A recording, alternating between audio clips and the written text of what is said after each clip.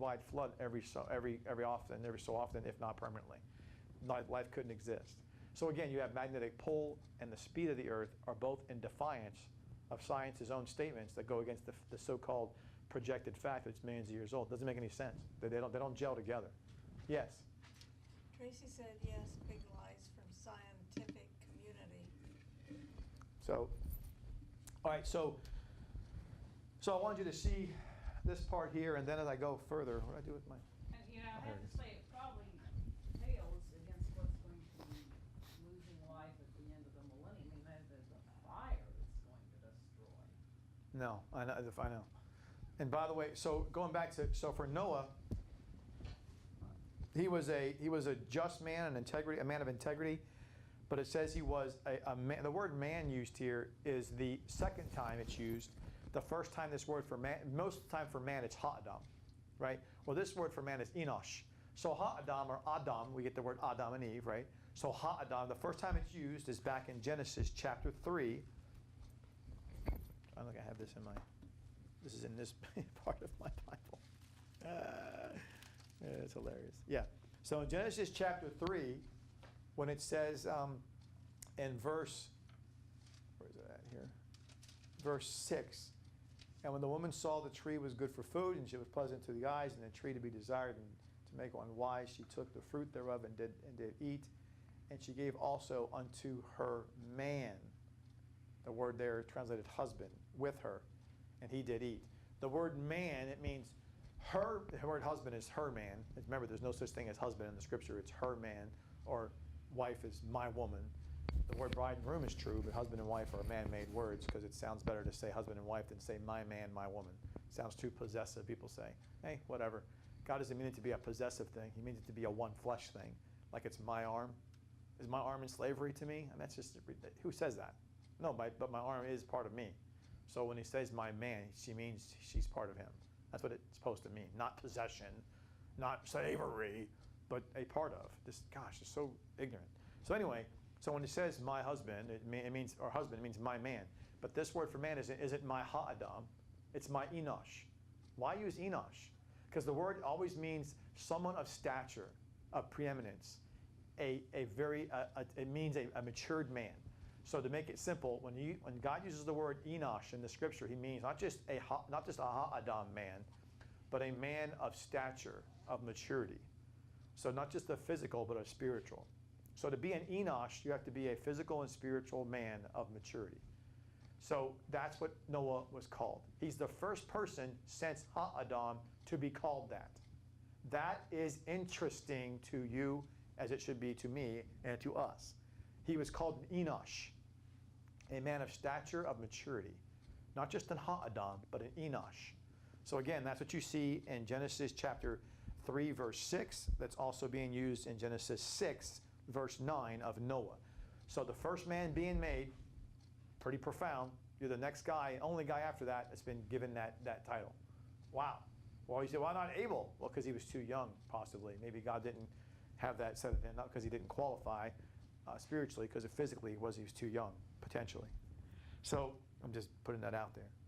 So then you go back to, again, this scripture in Genesis chapter 6, and you see, again, a lot of different things in regards to how, again, the angelic people were involved in how God was going to destroy the earth. But he mentions something that's very interesting when he mentions how there's different types of things. He says he's going to destroy, but he says he's going to destroy things that have the breath or the ruach of chai, life. And that's in Genesis 6:17. So in 6:17 he says, and behold, I will even bring a flood of the waters on the earth, and to destroy, to ruin all flesh. But this destroy, so he's talking about ruin all flesh, which is right here, right?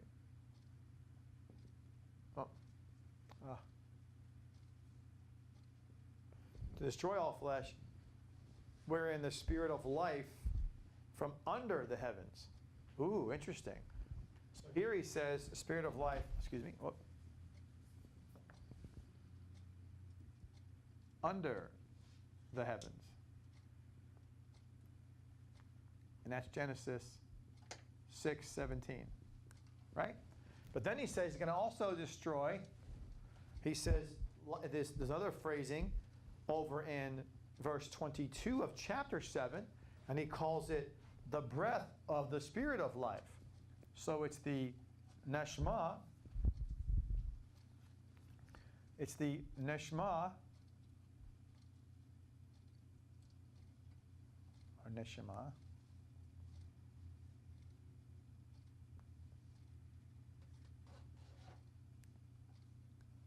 of the Spirit, which is the ruach,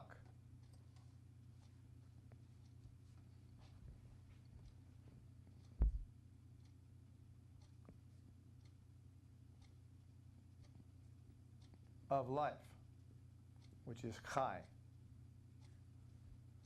So he says that.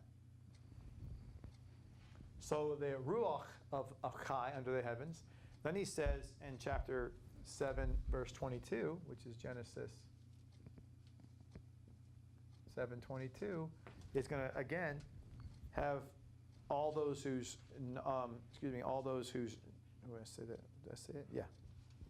All in whose nostrils was the breath of life of all that was on the dry land, which is going back to verse 21 and 22 for context. They're going to destroy. Whoop, keep doing 21. Whoop. So on the dry land. And he says on dry land or on the dry land. And that's Genesis 7, verse 21 and 22. But then he mentions Kai, when he mentions earlier, going back over into other verses where you see he's going to destroy living things. In verse 4 of chapter 7, as he mentions here, he mentions, I will destroy, I will wipe out. But before that he says, every living substance that I have made, which is everything with life. So there's this, and then there is Chai, life. Or he calls it living things.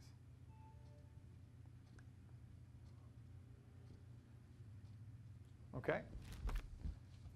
So when you look over into verse 21 of chapter 7, he says it again, all flesh died that moved upon the earth, both of flyers and of cattle, and of all living things. It says beast, it should say living things, and of every creature, every creeping thing that creeps upon the earth.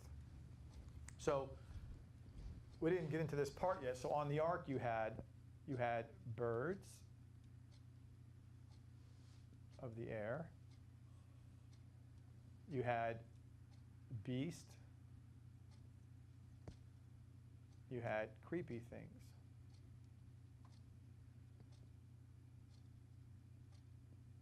Which I find interesting, little creepy things on the ark. They must not take that much space.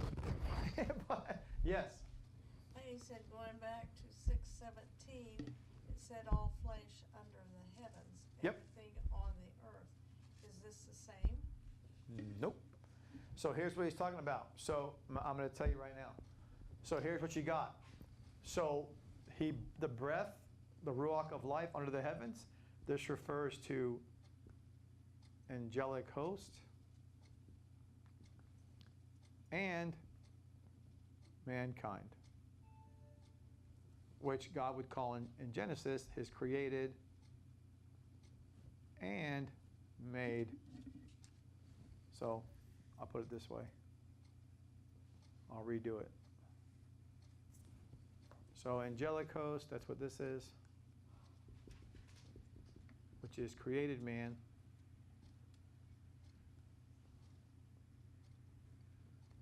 And mankind, which is made man.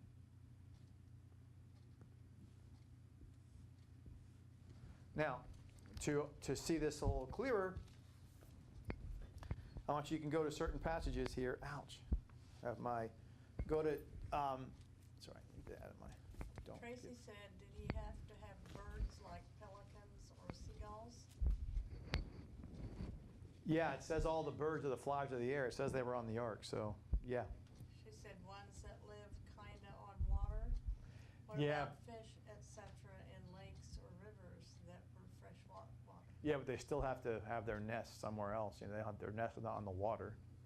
They live on the water, but they don't live. They have to have a place for their nest, and if there's no solid substance, they have to have an ark. So that's what the deal is for that. To your point, yeah, they live off the water, live by the water, but they don't live on the water. You know what I mean?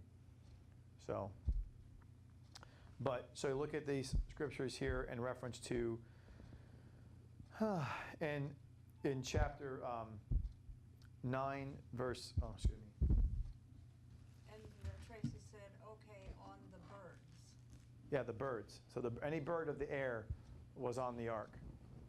He said that, the flowers of the air, of the heavens.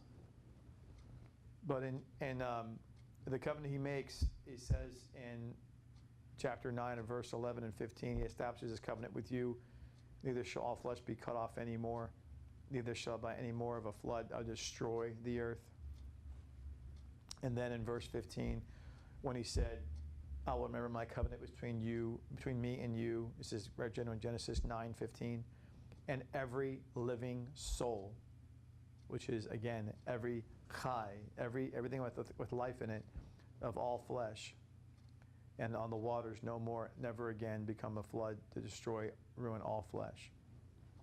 So what he's talking about is here. So what you have, now remember, in Genesis chapter 2, going back to that, God made all the animals, then he brought them to the man to name. So this is angelic host and made man. So this is what he says, the breath of the spirit of life on dry land, excuse me. So this is, you got mankind here. And here you have all life, which is plant and animal. With the difference being that animals have the neshama, breath of life, the chai. So that's the difference to animals, because that means they have a soul. So the difference he's making here is he's telling you the difference between different kinds of living things on the earth. There's the ruach of life, which is the angelic host and mankind. Then there's the nefesh of the spirit of life. That's unique to us. And the angelic hosts don't have a soul. They have a spirit. They're spiritual beings. They don't have a spirit and a soul and a body. We do. They have a spirit and a body. They don't have blood inside. We have that. We have the nefesh, the neshama, the breath of the spirit of the life on dry ground. That's us. Then living things are the chai. That's all life, plant and animal. But animals have the neshama, the breath of life, the chai. That equals, then you have a soul. When you have both of those, you have a soul. And we have both of those. Notice how he says neshama of the spirit of life, whereas earlier he said only the ruach. So the neshama, the ruach of chai, whereas before it was the ruach of chai. Ruach of chai is angelic in man. The neshama of the ruach of chai is man only. That's us. We're unique because we're trifold. That's us. We have spirit, body, and soul. We're the triune ones, like God. He made us, and he made us to be like him, image and likeness. So that goes back to, again, as you remember, in Genesis, where he again talks about us being in the, not just the image, but we're in the image and likeness is us. That's in verse 26. Whereas so to make clear there, this is the image of God, and this is the image and likeness. That's the difference. Of course, the angels still have the ability to sin. Yep. Which is scary. And that's the image. So when Lord's, I'm going out of time already. So all we're doing so far is just kind of laying the groundwork and going back to your point about the the things. So let's go back to chapter 6 now, at who's on the ark over here. And you go to chapter 6 of Genesis, and you look in verse 19 and 20. And of every living thing of all flesh, 2 of every sort thou shalt bring into the ark. He mentions this, 2 of every sort right here. He says it here, and then he says it again later on in verse 16 or 15. And they went into the Noah's ark, 2 and 2 of all flesh. It's like, why are you saying that? When in fact we know that there's in verse 2 of chapter 7, 7 of the clean and 2 of the unclean. So it's interesting. He's pointing out the minimum, by the way, just to answer the question for you ahead of time, just bringing that out. But in chapter 6, verse 19, of every living thing, of all flesh, 2 of every sort thou shalt bring in the ark. Meaning that's the minimum that goes on the ark. 2 of every sort. However, there'll be 7 of the clean. Everyone will have 2 by 2. Everyone will. But some will have 7 by 7. Well, the reason why people get confused is they see the words 2 by 2 on many occasions here, and they go, oh, well, it's just 2 by 2. No. You got to go back to chapter 7 where he says in verse 2, for every clean beast thou shalt take 7 by 7, the male and female, and of the beasts that are not clean by 2. So he's just saying the minimum is 2 by 2, but some will have 7.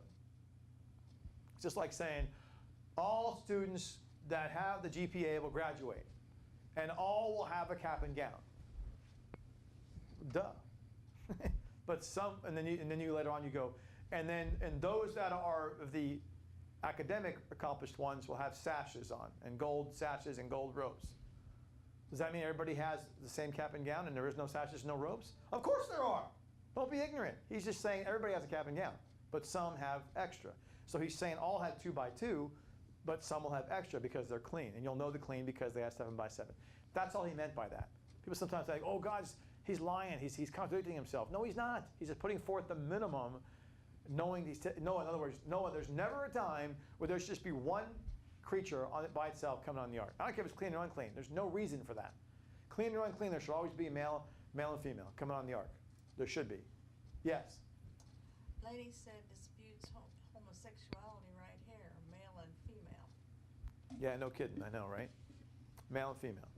So when you look at verse 19, of every living thing of all flesh, 2 of every sort that shall bring into the ark, to keep them alive with ye, they shall be male and female. Now watch this. Now you mentioned before, Trace, about the birds. Verse 20, of the fowls after their kind, and of the cattle after their kind, and the creepy thing of the earth after its kind. 2 of every sort shall come unto you, and you keep them alive. So right there, there's your birds, and your things of the land, and you have also the things that are creepy things, which is interesting because the creeper of the soil, some would say, does that speak to amphibious things? Because think about it, would you consider a crocodile or a beaver, would you consider that those otters, they can go in and out of water, is that a creepy thing on the ground, that creeps on the ground? Because this word creepy thing, you think of mind spiders, scorpions, but no, it could mean that. It could mean an amphibious creature who crawls on the ground, because that's not what a cat or a dog, a wolf or a bear does, right? They walk. Yes, they don't crawl. Tracy said, and 72 genders. And Lady said, laugh out loud. Yeah. So here you have of every sort, and he says, and take thou food that was eaten. So the bottom line to this is this. So when you start sorting this out, what you have is, you're going to have 30,000 animals from among 2,000 species.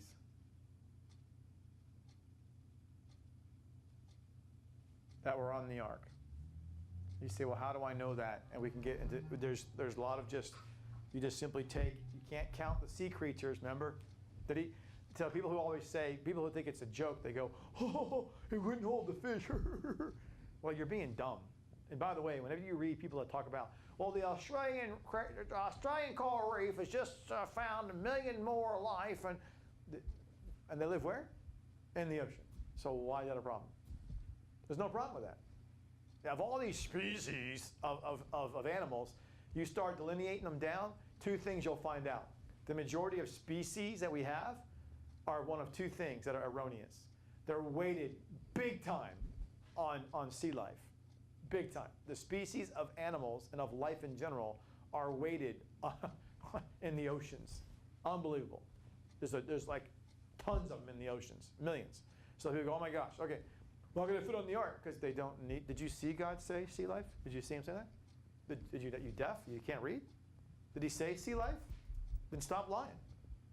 Stop bastardizing God's word. He never said that a fish has to be outside the ark. He never said that. So stop lying.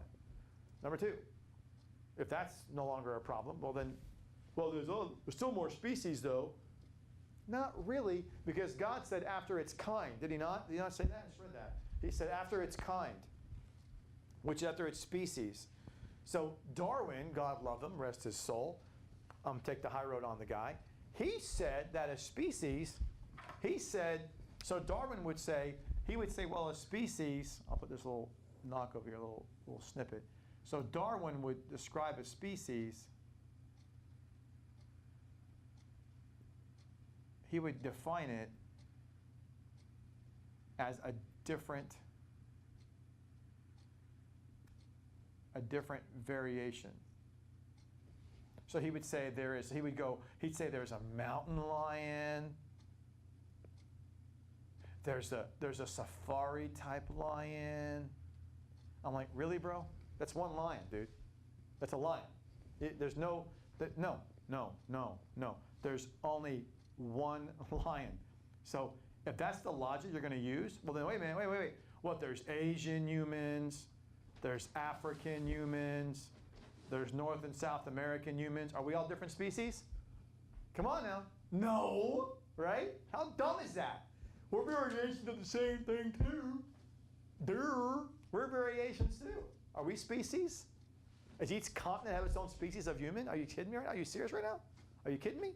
So there's 7 continents of species of humans? Come on. We know that's not true. So therefore, that's wrong. And therefore, a species or a kind is of same with variation. In other words, what you should be asking is not how all the different kinds of lions and deers and bears can be on the ark. What you should be asking is, what was the lion, what was the deer that was on the ark? I don't know. Was it a white-tailed deer? Was it, I don't know. Was it this kind of deer, that kind of deer? Was it a polar bear, a black bear, grizzly bear? I don't know, but I know it was a bear, okay? That was a type of bear on the ark, from which all bears came from. All right? That's number one about the mistake you will make about, they all couldn't fit. Well, your brain can't fit, obviously, the truth, because God never said that there was species defined as variations. That's your mundane, ignorant, selfish, greedy, sinful mind wanting to gravitate towards something that can disprove the Bible. So you go, oh, Darwin says that these are species, and therefore, since there's so many of them, they could fit on the ark. That makes you Christian people stupid. No, that makes you ignorant. Because you're believing something based on that premise, then you must believe that there's 7 variations minimum of humans, which means there's 7 species of humans based on your definition of a species. If it's a variation, then therefore we're variations. I don't look like an Asian person or an African person. Do I? Does it matter? No. We're all Homo sapien, baby. We're all human, all Homo sapien. It doesn't matter. We're one species, human race. Homo sapien, baby. Different variations. That's what makes us beautiful. Same with animals. It's no different. Don't be ignorant. Don't be ignorant. Don't be ignorant. It's not that hard. But science wants you to believe that species are these variations. No, they're not. No, they're not. They're variations of one species. One. You can't count every variation as a species. That is a justifiable scientific lie that's based upon a premise to disprove Scripture, which is based on ignorance when you follow it out to its extent. The other thing is people, the first they got the fish thing, which is we said that's ignorant. God never said fish. Secondly, they get the species thing, hence why God said after its own kind. And thirdly, they get, well, how can you have dinosaurs on the ark and elephants? They're so big. They're huge. If you bring a mature creation, sure. They weren't mature creation, ignorant. They were all of a young creation. So these were all, they were a young age. God's not stupid. Why is it that you think you're smarter than God? I think it's laughable. If you were going to restart if you were God, and you're going to restart the button, would you use older things to repopulate the earth, or younger, more virile things? Younger, more virile. They have much more ability to produce more life. So if you could think of that, why wouldn't God think of that? You think you're smarter than God? It's so ignorant not to understand these things. So when you take into account the size being a lot smaller, the weight being a lot lesser of an elephant, of a dinosaur, and all these things. And by the way, you say dinosaurs. Well, yes, they had to be on the ark. Well, how do you know that? Because they're in Job. That's how I know that. God mentions them in Job. He mentions remember, scales on his chest, fire, lightning from his mouth. That's a dragon. So, yeah. Imagine that, by the way. Noah's got to be like, don't sneeze, dude. You'll burn us all to the ground. So, I mean, imagine, so they were of young age, the bird, the beast, the creepy thing. They were all of young age, so they weren't the same size or the same weight that you're thinking of when you think of all these hippopotamuses and all these bigger creatures. No. They were of smaller size, which means a smaller weight, which means you have about 30,000 animals, 2,000 species. That's what you got. I'm just giving you rough numbers, what you got. So very feasible to have on 3 decks, which has one window at the top, 45 feet high, 75 feet wide, 450 feet long. One last thing before we close today, I'll show you this, which I thought was just an amazing. I'll close on this one piece. Go to Genesis. I suppose things like the Loch Ness Monster could be like a pre-flood. Could be a pre-flood creature that hides down into the waters. Who knows? There's some Christian schools in different states that teach that it's real, because they believe that it's plausible that it could be a sea creature from the old dinosaur descendant. Yeah, but I don't know if that particular creature is real, but the idea of it could be. So here in chapter 7, verse 20, and he says, look at that, I'll end with this. It says, well, verse 19 and 20. And the waters prevailed mightily, exceeding upon the earth, and all the high hills that were under the heavens were covered. So those who would say, well, the flood was localized. There's no reason for it to be. It doesn't matter what you think there's no reason for. God said it was done. Verse 20, 15, watch this now. 15 cubits upward did the waters prevail, and the mountains were covered. Huh? 15 cubits. Yeah, that's not that much, by the way. 15 cubits, so the mountains were all prevailed, he said, were all covered by water. But he said 15 cubits, and a cubit is 18 inches times 15, which equals what? Let's do some math here. Let's see how high these mountains were. In other words, the mountains, how much is it? 270 inches. And what's that divided by 12? Because that's 12 inches to equal how much it is in feet. So 270 divided by 12 is what? Divided by 12, 22 and a half feet. So you're telling me the highest mountain was 22 and a half feet. What? Yeah, that's right. I was laughed at when I told people the scripture said there was no mountains like we see today prior to the flood. People go, you're a moron, you're stupid. I didn't write the book, man. It says right there, 15 cubits of water is all it took. That's all you got. Don't look at me. I'm not the one who wrote the book. Yes? Laney said, why 12? 12 inches. 18 cubits times 18 inches in a cubit, and there's 15 of those cubits. That's how many inches there are. This is inches. So in order to find out how many feet are in this 270 inches, you divide by 12, right? 2 inches are in a foot. What was it again? Genesis what? Genesis chapter 7, verse 20. This is Genesis 7:20. And this is why, we're going to end with this, like I say, this little crescendo of things I'm going to show you here. This is why he says, let me go back to what I was looking at. I wanted to show you. This is why you go over to, and let me see here. Higher than the overpasses for the interstate. So it's in Psalm 90, verse 2, before the mountains were birthed, which means brought forth.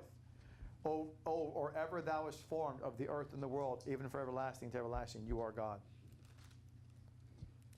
Psalm 104, verse 5, who laid the foundations of the earth that it should not totter or move forever, and that covers the deep with a garment of the waters that stood above the mountains. As they rebuked you, they fled. The voice of the thunder. As they go up the mountains, they go down the valleys. So God raised the mountains and sunk the valleys, and that's why mountains are thousands of feet high, because meteorology will tell you cannot saturate the clouds with that kind of water mass over an entire planet. You had to raise the mountains, and you had to sink the valleys. That's where the water went. It made the oceans. Not what Disney says at Epcot. Oh, the melting of the lava from the volcano. No, doofus. A flood happened. God went like that, and the water went whoosh. That's what formed the Grand Canyon. That's where everything got. I mean, you can't.